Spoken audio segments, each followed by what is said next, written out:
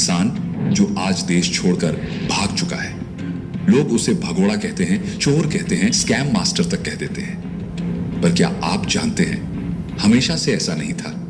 कभी हिंदुस्तान के बड़े बड़े लोग इस शख्स के सामने झुकते थे। उसे कहा जाता था, जो चीज विजय माल्या छू ले वो सोना बन जाती है। और वही इंसान जिसे एक वक्त पर किंग ऑफ गुड टाइम्स कहा जाता था, आज कॉन ऑफ ऑल टाइम बन चुका है। तो क्या हुआ उस लड़के के साथ जो बचपन में फरारी की बैटरी से चलने वाली कारें दौड़ाता था, जिसने 90 के दशक में देश के लिए मोटर रेसिंग ट्रॉफी जीती थी, जिसने कहा था, मैं बिजनेस सिर्फ पैसा कमाने के लिए नहीं करता, शो के लिए करता हूं। तो फिर ऐसा क्या हो गया कि उसे देश छोड़कर भागना पड़ा? यह है कहानी विजय माल्या की। और इस बार बात सिर्फ शराब की नहीं, पूरे 9,000 करोड़ के गुमशुदा पैसों की भी होगी। बात शुरू होती है 1980 के दशक से। एक बिजनेसमैन था वित्तल माल्या, विजय के पिता, यूनाइटेड ब्रूअरीज ग्रुप के चेयरमैन। शराब का कारोबार था और पैसा बेहिसाब था, लेकिन साथ ही था समाज का डर, क्योंकि उस दौर में शराब को बुरा धंधा माना जाता था। यहां तक कि स्वतंत्रता संग्राम के नेता महात्मा गांधी तक शराब के सख्त खिलाफ थे। ऐसे माहौल में वित्तल माल्या अपना कारोबार चुपचाप चलाते थे, मीडिया से दूर रहते थे। बिजनेस करना है, न्यूज में नहीं आना, उनका उसूल था। इतना कि अखबार वालों को पैसे देकर कहते, भाई कुछ भी छापना, बस मेरा नाम मत छापना। पर विजय माल्या अपने पिता से एकदम अलग निकले। इकलौते बेटे को बचपन से ही राजकुमारों जैसी जिंदगी मिली थी। जहां हम गली में गिल्ली डंडा खेलते थे, वहां वो फरारी दौड़ाता था। महंगे कपड़े, इटली का खाना, स्विस स्कूल, हर वो चीज जो एक आम हिंदुस्तानी बच्चा सपने में भी नहीं सोच सकता। यही नहीं, नौजवानी में विजय को मोटर रेसिंग का जबरदस्त शौक था। 1980 में उन्होंने इंडियन ग्रैंड प्रिक्स चैंपियनशिप भी जीत ली थी। वो एक नेशनल रेसिंग चैंपियन बन चुका था। लोगों को लगने लगा, ये लड़का इंडिया का नाम रोशन करेगा, शायद एक दिन फॉर्मूला 1 में भी जाए। पर किस्मत ने मोड़ ले लिया। एक दिन अचानक वित्तल माल्या को दिल का दौरा पड़ा और उन्होंने इस दुनिया को अलविदा कह दिया। विजय उस से टूट गया। उसे समझ नहीं आ रहा था कि अब क्या करें। एक ओर पिता की मौत का गम, दूसरी ओर एक अरबों के साम्राज्य की जिम्मेदारी, और एक समाज जो शराब के नाम से ही आंखें तरेरता था। पर शायद ये कहानी की सिर्फ शुरुआत थी। उसे यकीन ही नहीं हो रहा था। जिस पिता की छाया में उसने अब तक सिर्फ शौक से जिंदगी जी थी, वो अचानक से उसे हमेशा के लिए छोड़कर चले गए। विजय माल्या एक ऐसा लड़का जो अब तक बस फरारी, फॉर्मूला रेसिंग और फैशन शोज में मसरूफ रहता था, अब उसके कंधों पर था एक करोड़ों की शराब इंडस्ट्री का साम्राज्य, यूनाइटेड ब्रूअरीज लिमिटेड। वो नाम जो उसके पिता ने पसीने से खड़ा किया था, अब उसे संभालना था। कहने को एक युवा बिजनेसमैन बना दिया गया था, पर अंदर से वो अब भी बिखरा हुआ था। लोगों ने कहना शुरू कर दिया, अब ये बिजनेस नहीं चलेगा, ये लड़का सिर्फ शौकीन है, जिम्मेदार नहीं। कोई कहता, इसकी सोच में गहराई नहीं है, बस दिखावा है। लेकिन विजय माल्या के भीतर कुछ और ही पक रहा था। अगर मुझे दुनिया ने हल्के में लिया है, तो अब मैं उन्हें गलत साबित करके ही दम लूंगा। और वही हुआ। 1985 के आसपास भारत एक बहुत बड़े आर्थिक बदलाव से गुजर रहा था। देश में पहली बार एक ऐसा दौर आया था जहां यूथ तेजी से उभर रहा था। जेबों में पैसा था, सोच में आजादी थी और लाइफस्टाइल में ग्लैमर की तलाश थी। विजय ने इस बदलाव को भांप लिया। उसे समझ आ गया कि यह सही वक्त है इंडिया में अल्कोहल को कल्चर से जोड़ने का। शराब अब सिर्फ पीने की चीज नहीं थी, वो स्टाइल स्टेटमेंट बनने वाली थी। जब विजय ने यूनाइटेड ब्रूअरीज की कुर्सी संभाली, तभी से उसके मन में एक ड्रीम ब्रांड का आइडिया था। एक ऐसा ब्रांड जो इंडिया की पहचान बने, जो सिर्फ ड्रिंक न होकर एक एक्सपीरियंस हो। और फिर आया Kingfisher. It's not just a beer, it's a celebration. Vijay Mallya का पैशन, उसका विजन और उसका पागलपन, सब कुछ इस ब्रांड में उतर गया। बेंगलुरु उस समय भारत की नई सिलिकॉन वैली बन रहा था। आईटी कंपनियां धड़ाधड़ खुल रही थीं और यूथ का जमावड़ा बढ़ रहा था। विजय ने इस भीड़ में एक ट्रेंड देखा।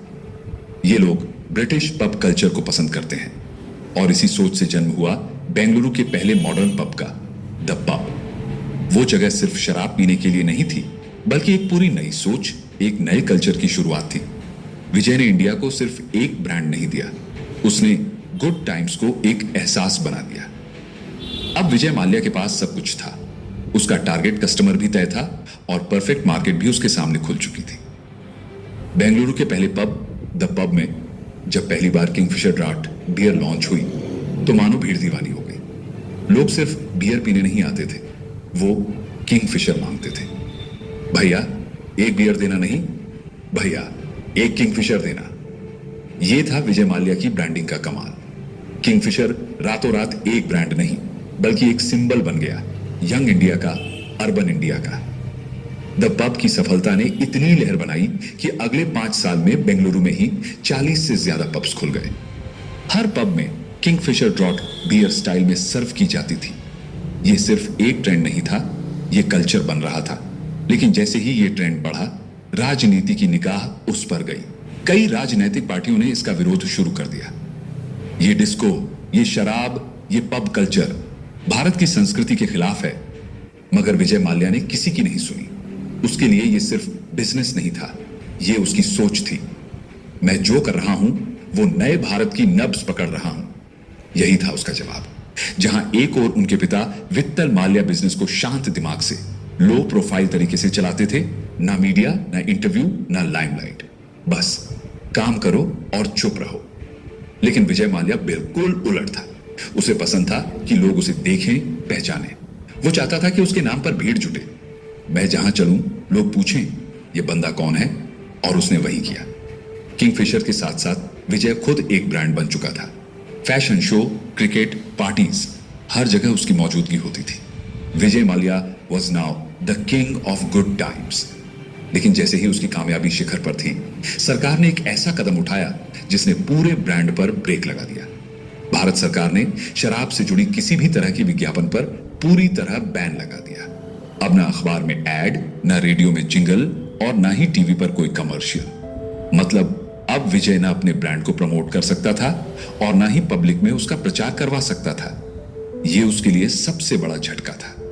गुजरात जैसे राज्यों में शराब पहले ही बैन थी और उस समय वहां की बागडोर नरेंद्र मोदी के हाथ में थी, जो शराब के पूरी तरह खिलाफ थे। सरकार के इस बैन को जनता ने हाथों हाथ लिया। शराब बंदी, हाश संस्कृति की रक्षा, यह सोच अब लोगों के मन में घर कर गई थी।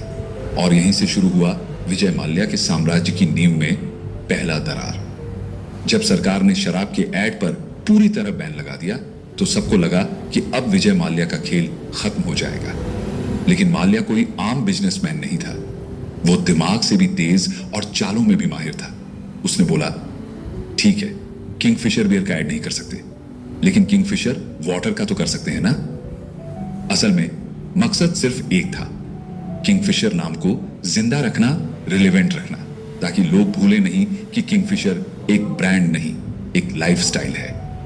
विजय माल्या ने पब में जो बियर पिलाई थी, अब उसे वो बोतलों में पानी बनाकर टीवी पर बेच रहा था। और ये सिर्फ पानी नहीं था, ये एक आइडिया था। इसे कहते हैं सरोगेट ऐड। और आज भी बहुत सारी बियर और शराब कंपनियां यही तरीका अपनाती हैं। वो कहता था, मैं पानी नहीं बेच रहा हूं, मैं एक सपना बेच रहा हूं, एक वाइब, एक प्रीमियम लाइफ जो लोग खरीदना चाहते हैं। बिजनेस बूम पर था। Kingfisher beer, Kingfisher water, Kingfisher calendar, हर चीज में बस एक ही नाम था, किंगफिशर। लेकिन एक बात थी जो उसे चुभती थी। उसे लोग शराब का बादशाह कहने लगे थे और माल्या को यह टाइटल बिल्कुल पसंद नहीं था। वो बोला करता था, मैं दुनिया का सबसे बड़ा लिकर प्रोड्यूसर जरूर हूं, लेकिन मैं इतिहास में सिर्फ शराब के नाम से नहीं जाना चाहता। I want to be a catalyst for change. अब वक्त था एक नई जंग की। साल था 2004। एक दिन एलेक्स विलकॉक्स, जो एक एविएशन इंडस्ट्री के दिग्गज थे, उनके पास एक कॉल आता है। कॉलर था विजय माल्या। उसने कहा, मुझे इंडियन एविएशन में क्रांति लानी है। इस देश की मिडिल क्लास, जो ना अमीर है ना गरीब, उन्हें हक है कि वो भी एक फ्लाइट का मजा ले सकें, वो भी एयर होस्टेस से मुस्कुराकर पानी मांग सके, प्लेन से देख सकें बादलों के ऊपर का सूरज। एलेक्स थोड़ा रुका, फिर बोला, तुम्हारा आइडिया पागलपन लगता है और शायद इसी में असली दम है। माल्या जानता था कि इंडिया की मिडिल क्लास वो सेगमेंट है जो कम खर्च में ज्यादा शो ऑफ करना चाहता है। We don't sell tickets, we sell experience. ये था उसका विजन। कुछ ही समय में माल्या ने एयरबस से $240 मिलियन की डील साइन की। 12 जहाज खरीद लिए, जिनमें से 8 थे ब्रांड न्यू। किंगफिशर एयरलाइंस का सपना अब उड़ान भरने को तैयार था, लेकिन कुछ लोगों ने ताना मारा। माल्या ने एयरलाइन इसलिए शुरू की ताकि शराब का ऐड कर सके, सरोगेट मार्केटिंग का नया बहाना। विजय ने हंसते हुए कहा, क्या कोई इंसान 2000 करोड़ खर्च करेगा सिर्फ बियर का ऐड करने के लिए? बकवास है ये। उसके लिए किंगफिशर सिर्फ एक प्रोडक्ट नहीं था। Kingfisher is not beer, it's a badge, a statement, a mood, और अब एक एयरलाइन। किंगफिशर एयरलाइंस बन गई विजय माल्या का ड्रीम प्रोजेक्ट, और साथ ही वो पहला आदमी बना जिसने इंडिया की मिडिल क्लास को उड़ना सिखाया, सच में उड़ना। किंगफिशर एयरलाइंस सिर्फ एक बिजनेस नहीं था, वो विजय माल्या का सपना था। एक ऐसा सपना जिसमें हर पंख उसकी सोच से बना था। प्लेन की बाहरी बॉडी पर बना ब्रांड लोगो, अंदर की सीट की डिजाइन, एयर होस्टेस की यूनिफॉर्म, उनके हेयर स्टाइल से लेकर उनकी स्माइल तक, सब कुछ माल्या खुद डिसाइड करता था। वो खुद बैठकर कहता, यूनिफॉर्म में एलिगेंस होना चाहिए, लेकिन एटीट्यूड भी नजर आना चाहिए। इतना ही नहीं, वो खुद एयरलाइन के यात्रियों से बात करता था। अगर आपको लगता है कि हम कुछ बेहतर कर सकते हैं तो प्लीज बताइए, डोंट हेजिटेट। ये उसकी स्टैंडर्ड लाइन थी। उस दौर में जब बाकी एयरलाइंस साड़ी या ट्रेडिशनल लुक में एयर होस्टेस रखती थी, माल्या ने स्कर्ट पहनाई। यह नया था, चौंकाने वाला था, और सबने नोटिस किया। किंगफिशर एयरलाइंस का सिर्फ एक मिशन था, इंडिया की मिडिल क्लास को एक ऐसा फ्लाइट एक्सपीरियंस देना जो उन्होंने कभी सोचा भी ना हो। टिकट अफोर्डेबल थी, हर पैसेंजर को वीआईपी जैसा ट्रीट किया जाता था, और यहां कोई फर्स्ट क्लास या इकोनॉमी नहीं थी। यहां बस एक क्लास थी, द किंगफिशर क्लास। जिस तरह स्टीव जॉब्स ने एप्पल को बनाते हुए हर बारीकी खुद देखी थी, वैसे ही माल्या इंडियन एरोस्पेस का स्टीव जॉब्स बन गया था। अब बात करते हैं उस किस्से की जिसने सबका ध्यान खींचा। फ्रांस में हुई एक प्लेन शॉपिंग की। विजय माल्या और उनके aviation partner Alex Wilcox Airbus के प्लांट में पहुंचे थे। वहां कुछ पायलट्स भी साथ थे जिन्हें ट्रेनिंग लेनी थी। एयरबस के सेल्स रिप्रेजेंटेटिव उन्हें नए मॉडल्स दिखा रहे थे, A319, A321, A330, बस एक टूर की तरह। लेकिन तभी विजय की आंखें चमकी और वो बोले, ये प्लेन कितने का है? $65 मिलियन, बुक इट। और ये वाला $85 मिलियन, ले ले। देखते ही देखते एक सिंपल विजिट एक हाई प्रोफाइल शॉपिंग स्प्री में बदल गई। एलेक्स चुपचाप देख रहा था और अंदर ही अंदर सोच रहा था, क्या हम कोई जूतों की दुकान में आए हैं?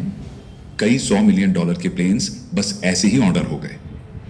A30, जिसकी कीमत थी $170 मिलियन, वो भी लिस्ट में जुड़ गया। लेकिन एलेक्स समझ गया था कि कुछ गड़बड़ होने वाली है। उसने कहा, विजय, तुम जितना प्लेन के डिजाइन से खेलोगे उतना ही यह बिजनेस कॉम्प्लिकेट होता जाएगा। एरोस्पेस को सादगी की जरूरत है। लेकिन माल्या अब एक अलग ही मार्केट में घुस रहा था। किंगफिशर एयरलाइंस अब एक लो कॉस्ट नहीं रही थी, वो बन चुकी थी लग्जरी फ्लाइंग एक्सपीरियंस। पर अब जो पैसा चाहिए था वो उसके पास नहीं था।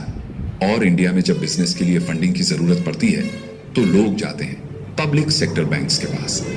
और यहीं से शुरू हुई एक नई कहानी, एक और क्रांतिकारी विजन। लेकिन इस बार अंजाम कुछ और ही था। हम $200 मिलियन जुटा रहे हैं किंगफिशर एयरलाइंस के लिए, विजय माल्या ने एक प्रेस कॉन्फ्रेंस में मुस्कुराते हुए कहा। यह पैसा एयरक्राफ्ट्स की खरीदारी के लिए इस्तेमाल होगा, एक नए युग की शुरुआत। लेकिन यह पैसा आएगा कहां से? यह पैसा आएगा हमारे और आपके टैक्स से चलने वाले सरकारी बैंकों से। वो बैंक जो हर साल किसी न किसी घोटाले या करप्शन की खबरों में रहते हैं। और विजय माल्या, वो कोई आम बिजनेसमैन नहीं था, वो था एक मैनिपुलेटिव शोमैन जो बातों से ही लोगों को अपनी मुट्ठी में कर लेता था।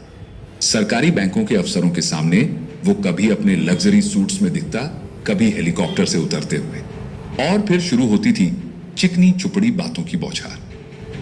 हम देश की एविएशन इंडस्ट्री बदलना चाहते हैं, हमारी एयरलाइन भारत का नाम रोशन करेगी। और अफसर बिना ज्यादा सवाल पूछे लोन की फाइलें पास करने लगे। लाखों नहीं, करोड़ों नहीं, हजारों करोड़ के लोन सिर्फ दिखावे और सपनों की बुनियाद पर पास हो गए। ये लोन पानी की तरह बहाया गया। प्लेन्स में 5 स्टार जैसी सीट्स, कस्टमर्स को फूलों की माला पहनाकर वेलकम, बियर सर्व करना और ग्लैमर का ओवरडोज। किंगफिशर एयरलाइंस अब उस मिडिल क्लास के लिए नहीं रही थी जिसके लिए इसे शुरू किया गया था। यह बन गई थी एक रिच मैन्स टॉय, एक लग्जरी सवारी। एलेक्स विलकॉक्स, जो शुरुआत में विजय के साथ मिडिल क्लास इंडियंस को बेस्ट फ्लाइट एक्सपीरियंस देने के लिए आया था, अब खुद को इस प्लान से बाहर पाता है। यह अब वो सपना नहीं रहा जिसके लिए मैंने साइन किया था, और एलेक्स ने किंगफिशर को अलविदा कह दिया। विजय माल्या को फर्क नहीं पड़ा। किंगफिशर की फर्स्ट क्लास में सब कुछ एक्स्ट्रा था, खाना, सर्विस, शो ऑफ, लेकिन प्रॉफिट। किंगफिशर फर्स्ट 18 महीनों में 345 करोड़ का घाटा दिखा चुका है। पत्रकार ने पूछा, क्या आपको लगता है ये एयरलाइन बर्बाद हो जाएगी? माल्या मुस्कुराया, किंगफिशर कभी डूबेगी नहीं, ये यूबी ग्रुप की सबसे बड़ी सक्सेस बनेगी। लेकिन सच्चाई कुछ और थी। घाटे में जा रही एयरलाइन को इंटरनेशनल उड़ानों के लिए स्लॉट्स चाहिए थे, और इसके लिए विजय ने एक और मास्टर मूव खेला, एयर डेक्कन को खरीद लिया। एयर डेक्कन पहले से इंटरनेशनल स्लॉट्स के लिए अप्लाई कर चुकी थी, और अब किंगफिशर उन स्लॉट्स के जरिए इंटरनेशनल मार्केट में एंट्री कर सकती थी। पर कोई ये नहीं समझ पाया कि यह विस्तार नहीं, विनाश की शुरुआत थी। कुछ लोगों का मानना था कि विजय माल्या ने एयर डेक्कन को उसके मार्केट वैल्यू से कई गुना ज्यादा देकर खरीदा था। लेकिन माल्या को एक चीज चाहिए थी, एक इंटरनेशनल एयरलाइन का टैग। वो चाहता था कि उसकी फ्लाइट्स सिंगापुर, लंदन, न्यूयॉर्क जैसी ग्लोबल सिटीज तक जाए। अब वो सिर्फ एक बिजनेसमैन नहीं, एक ग्लोबल आइकॉन बनना चाहता था। एयर डेक्कन अब बन चुकी थी किंगफिशर एयरलाइंस का हिस्सा, और इसी के साथ किंगफिशर बन गई भारत की सबसे बड़ी एयरलाइन, जो बेंगलुरु से न्यूयॉर्क और लंदन के लिए नॉन स्टॉप उड़ानें भरने लगी। एयर डेक्कन को जरूरत से ज्यादा कीमत देकर खरीदने के बाद बिजनेस तो बढ़ा, लेकिन बड़ा बिजनेस चलाने के लिए जरूरत होती है और ज्यादा पैसे की। और पैसा सरकारी बैंकों से लोन लेकर जुटाया गया। लेकिन इस बीच विजय ने एक और शौक पूरा किया, एक F1 रेसिंग टीम खरीद ली। एक दिन इंडिया की खुद की फॉर्मूला 1 टीम होगी, ऐसा किसी ने कभी सोचा भी नहीं था, पर माल्या ने सोचा और कर दिखाया। Kingfisher airlines, F1 racing team और फिर IPL की team, RCB, royal Challengers Bangalore. ये सब विजय माल्या के शौक नहीं थे, ये उसके लिए बिजनेस आइडिया बन चुके थे। लेकिन फिर आया साल 2008 और सारी तस्वीर बदल गई। ग्लोबल इकोनॉमिक क्राइसिस ने पूरी दुनिया की अर्थव्यवस्था को झकझोर कर रख दिया था। सबसे ज्यादा असर पड़ा एविएशन इंडस्ट्री पर।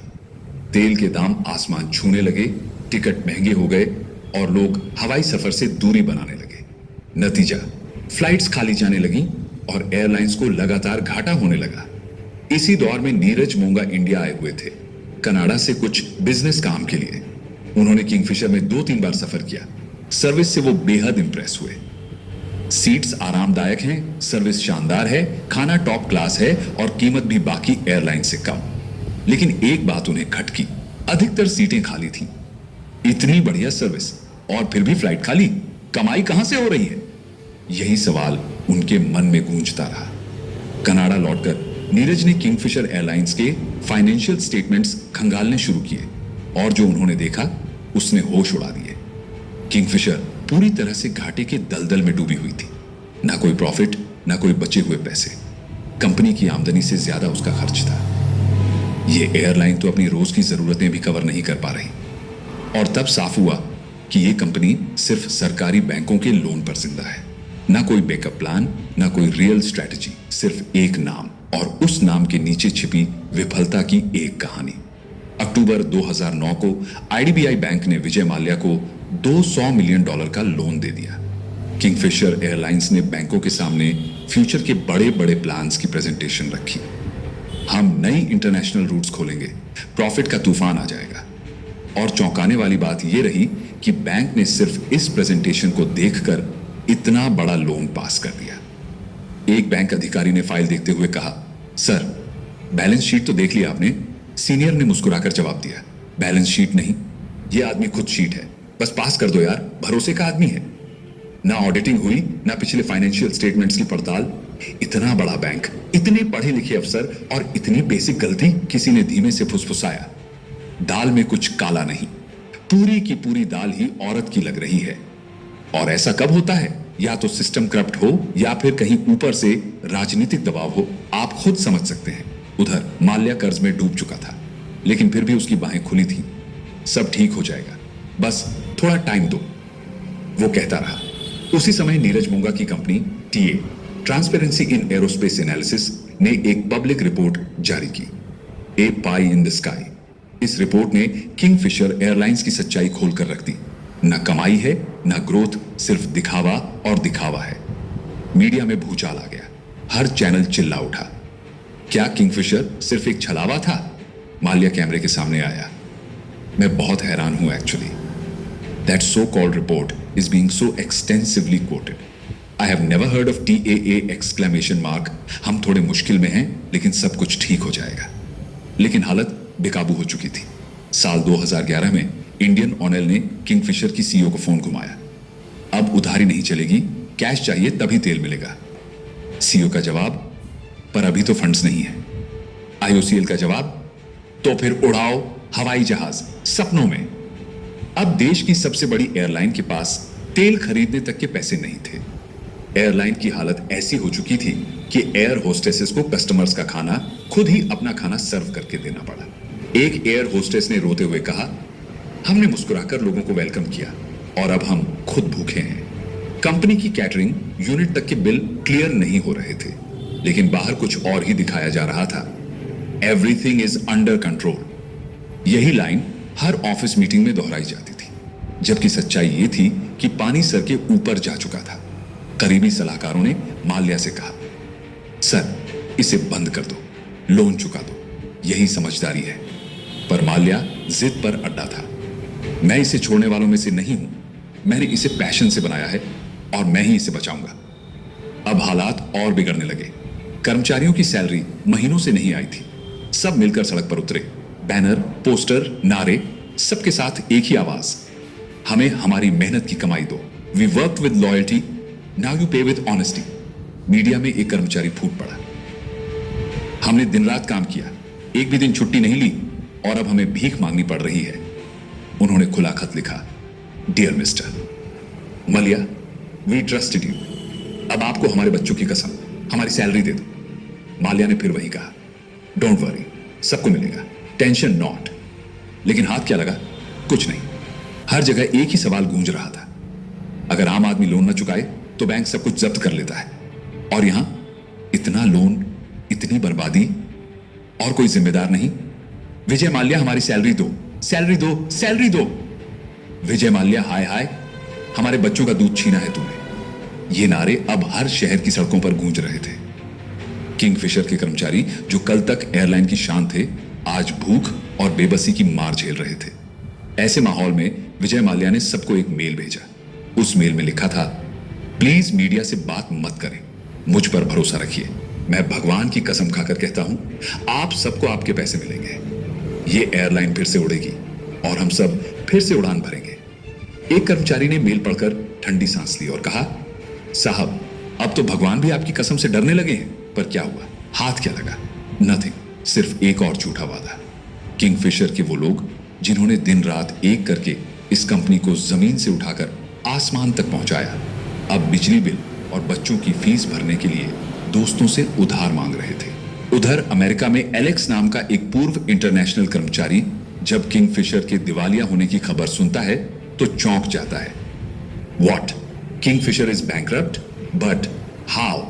We got our salary on time. उसे यकीन नहीं होता, क्योंकि किंगफिशर ने सारे इंटरनेशनल एम्प्लॉयज की सैलरी दे रखी थी, पर सिर्फ भारत के कर्मचारियों को सैलरी नहीं दे रहा था। एक भारतीय कर्मचारी ने फूट फूट कर कहा, क्या हम भारतीय होने की सजा भुगत रहे हैं? बात यहां तक पहुंच गई कि एक कर्मचारी की पत्नी ने खुदकुशी कर ली। उसने अपने नोट में लिखा, मैं ये कदम इसलिए उठा रही हूं क्योंकि मेरे पति को कई महीनों से सैलरी नहीं मिली। अब घर कैसे चले? इस घटना ने पूरे देश को झकझोर दिया। सबको लगा कि अब शायद विजय माल्या का दिल पिघलेगा, अब वो पैसे देगा, अब वो शर्मिंदा होगा। लेकिन हाथ क्या आया? फिर वही नथिंग। माना कंपनी के पास पैसा नहीं था, पर माल्या के पास तो था। वो चाहे तो सिर्फ अपना बहामास वाला एक बंगला बेचकर सैकड़ों परिवारों की जिंदगी बचा सकता था, पर नहीं, उसकी जिद थी। मैं क्यों दूं? जो किया वो बिजनेस था। अब क्या सबकी जेब भरो। अब कहानी मोड़ लेती है एक ऐसी गली में जो बेशर्मी की हर हद को पार कर जाती है। साल था 2015। किंगफिशर एयरलाइन पूरी तरह बर्बाद हो चुकी थी। कर्मचारी सड़क पर थे, बैंक लोन वसूलने के लिए पीछे पड़े थे, सीबीआई ने केस दर्ज कर रखा था। और विजय माल्या, वो तो पार्टी कर रहा है, मैंने जिंदगी के 60 साल पूरे कर लिए हैं, सेलिब्रेट तो बनता है। उसने घोषणा की और फिर एक ग्रैंड पार्टी रखी।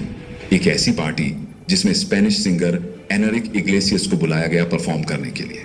I can be your hero baby. जब यह गाना बज रहा था उसी वक्त कहीं एक कर्मचारी की बेटी बुखार में तड़प रही थी क्योंकि दवाई के पैसे नहीं थे। किसी ने पूछा, इस बर्बादी में पार्टी किस खुशी की? किसी और ने जवाब दिया, वो दर्द बांटने वालों में नहीं है, वो तो जश्न में जीता है। ये सिर्फ एक धोखेबाज की कहानी नहीं है, ये उन हजारों घरों की कहानी है जिनका चूल्हा सिर्फ इसलिए नहीं जला क्योंकि एक अमीर आदमी का पैशन प्रोजेक्ट फेल हो गया और उसने जिम्मेदारी लेने से इनकार कर दिया। अब वक्त है सच्चाई को दिखाने का। इन पैसों से 900 कर्मचारियों की सैलरी दी जा सकती थी, लेकिन विजय माल्या ने वो पैसा एक बर्थडे पार्टी में उड़ा दिया। I don't know how many crores of rupees he spent on that one massive celebration, पर जो भी था वो सिर्फ एक पार्टी नहीं थी, वो एक तमाचा था। तमाचा उस सिस्टम के मुंह पर जिसने आंखें मूंद ली, तमाचा उन टैक्स पेयर्स के मुंह पर जिन्होंने ईमानदारी से हर साल सरकार को अपना हिस्सा दिया, तमाचा उन बैंकों के मुंह पर जो गरीब किसान को 10,000 के लोन के लिए 10 बार दौड़ाते हैं, तमाचा उन कर्मचारियों के मुंह पर जो भूखे पेट अपने बच्चों के लिए दूध का डिब्बा भी नहीं खरीद सके, और सबसे बड़ा तमाचा उस आदमी पर जिसने सिर्फ एक सैलरी के न मिलने पर अपनी बीवी को खो दिया। उस वक्त जो लोग उस पार्टी में हंस रहे थे, नाच रहे थे, उन्हें शायद अंदाजा नहीं था कि उनका हर ठहाका किसी के घर के टूटने की आवाज को दबा रहा है।